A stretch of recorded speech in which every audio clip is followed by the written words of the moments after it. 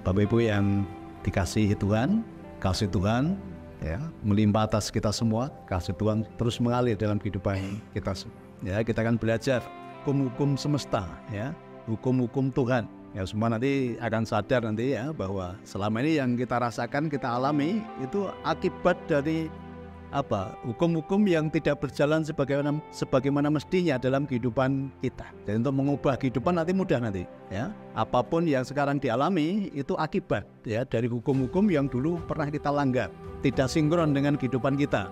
Ya, saya sudah mengenal hukum itu, ya, saya praktekkan, saya jalankan, dan hari ini adalah akibat dari saya menjalankan hukum-hukum tadi. Dan hari ini saya akan ajarkan ke Bapak Ibu semuanya supaya semesta itu mengalami keseimbangan, supaya kehidupan kita nanti juga mengalami keseimbangan.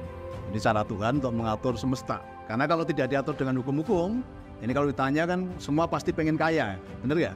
Kan nggak ada yang nggak pengen kaya. Terus kalau semuanya kaya, kira-kira kehidupan berjalan dengan baik nggak? Enggak. Nanti kalau semuanya pengen kaya, tidak ada yang mau jadi petani, tidak ada yang mau jadi pegawai, tidak ada yang mau menjadi buruh kan gitu kan? Karena kalau semuanya udah kaya kok, kehidupan justru tidak berjalan, tidak seimbang kan gitu. Kalau ditanya kan semua pengen sehat gitu ya.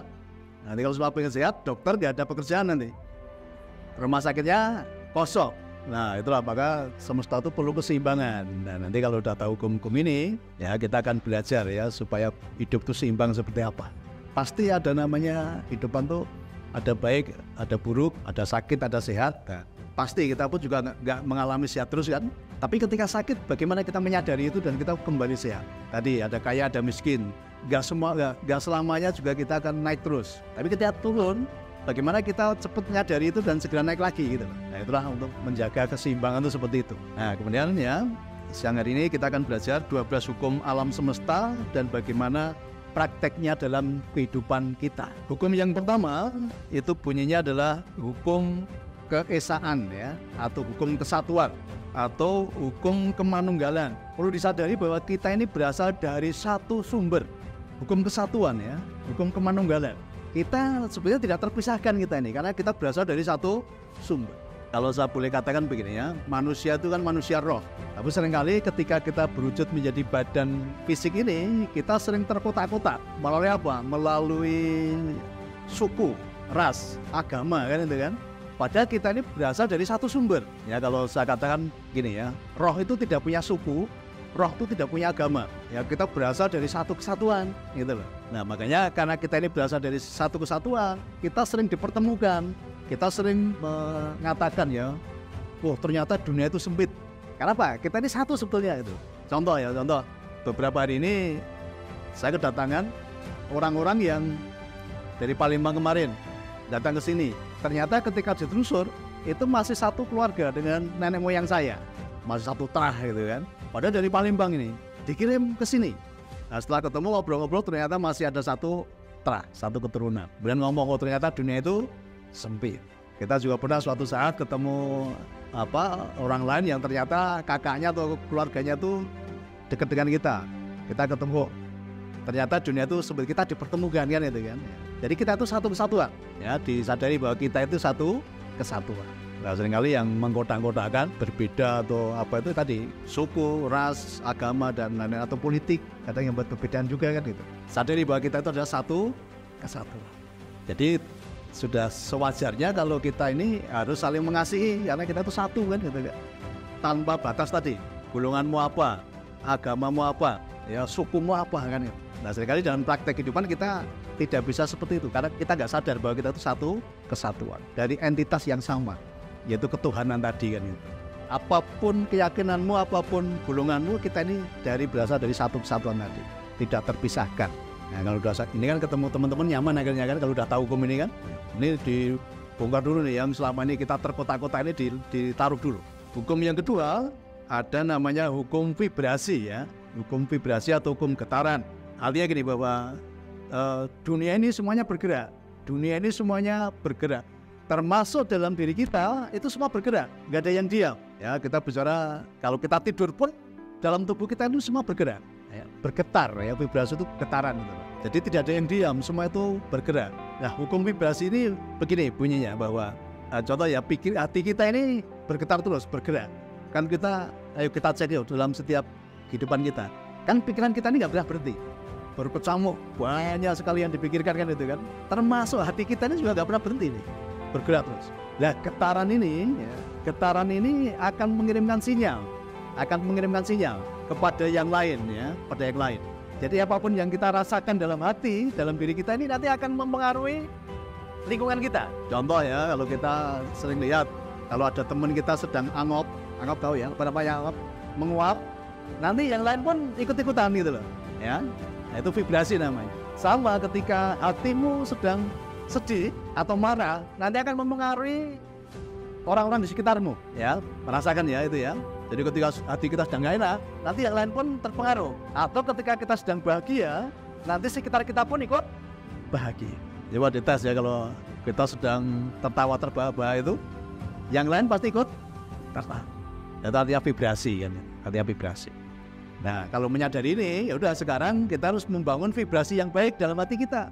Karena dengan vibrasi yang baik nanti akan mempengaruhi sekitar kita. Pokoknya kalau kita sudah bisa membangun vibrasi yang baik, yang lainnya pun nanti akan ikut-ikutan menjadi baik. Sama halnya ketika banyak orang itu mengalami masalah, yang dirasakan dalam hati apa? Kepedihan, benar ya? Yang terpancar ke sekitarnya apa nanti? Kepedihan yang sama. Lalu ya ini semakin membesar. Saya memancarkan kepedihan, yang lain memancarkan kepedihan yang dipancarkan juga memancar yang lain. Akhirnya apa? Nanti akan beruntun.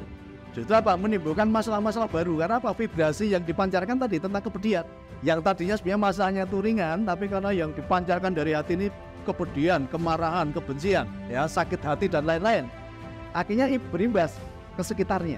Kenapa? Kita memancarkan vibrasi yang tidak baik tadi. Contoh gini, ada ini di luar negeri kejadiannya ya. Ada orang ini selalu mendapat nilai yang bagus dalam kuliahnya ya. Mata kuliahnya dia dapat nilai yang bagus. Selalu bagus ya.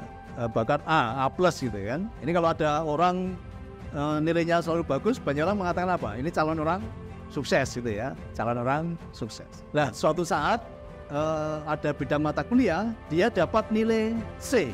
Ya, selama ini dia dapat A, ya, A plus kan gitu. Nah, ada dosen yang dia memberikan nilai C. Kemudian dalam hatinya penuh kemarahan.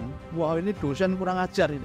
Saya ini orang pintar, orang cerdas, intelektual saya tinggi, tapi ini dosen ini C dengan saya. Maka saya dikasih nilai C. Nah, dari hatinya yang penuh kemarahan tadi, vibrasinya yang keluar juga sama, kemarahan.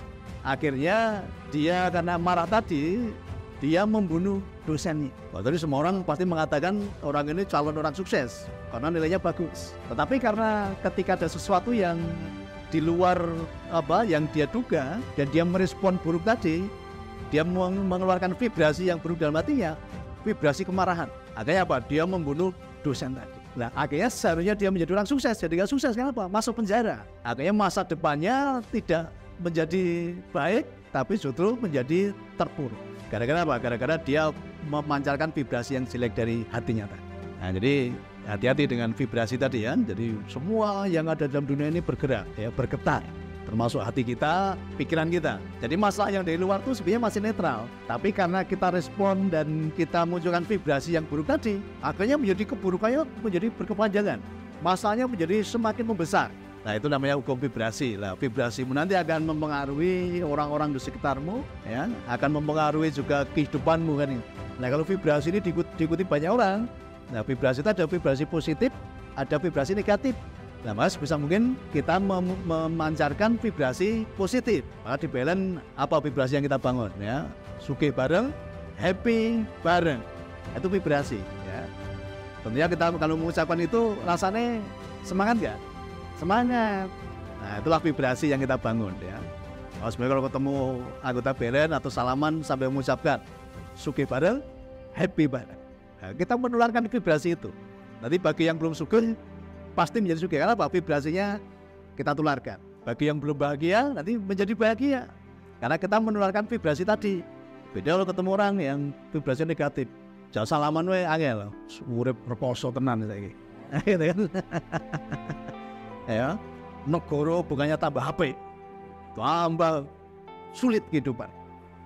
Wes vibrasimu biar ketemu orang vibrasinya biar ikut-ikutan lah. Kalau kita vibrasi udah kuat ya kita nolak, tapi kalau sama yoi ya itu kan ya. Nah, nanti vibrasi yang buruk itu kalau kumpul ini menjadi besar. Akhirnya apa? Terjadi anarkis. Orang-orang anarkis itu kata apa? Vibrasi yang negatif kumpul, ya, ketemu dengan orang yang satu vibrasi. Akhirnya apa? Berani anarkis. Nah, menjadi kekuatan juga, tapi kekuatan yang tadi sifatnya anarkis, ya, merusak. Nah, kalau udah tahu ini, sekarang kita akan membuat ya vibrasi yang positif. Nah, kalau tahu itu, ya jangan dekat-dekat orang yang vibrasinya negatif, ya. Jadi, wes ngerti gawe ini gibah ya cedai gitu kan. Wes ngerti gawe ini ngerumpi ya cedai kan gitu. Yang ini akan seperti mereka. Makanya saya ajarkan apa? Berteman boleh dengan siapapun, bergaul mesti pilih-pilih. Nah itu hukum vibrasi ya. Jadi dengan siapa kita bergaul, kita akan menjadi seperti mereka. Ini nular ya, vibrasi itu nular ya, ada dampaknya.